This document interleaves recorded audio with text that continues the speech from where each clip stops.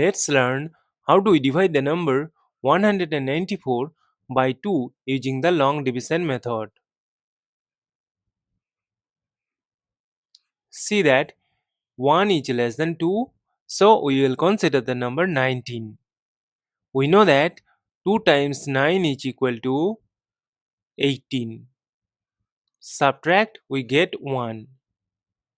Now this 1 is less than 2, so we will bring down this adjacent 4 here.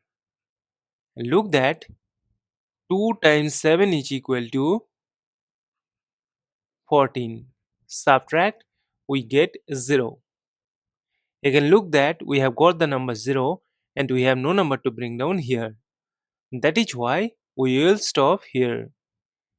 Therefore, 194 divided by 2 is equal to this number 97.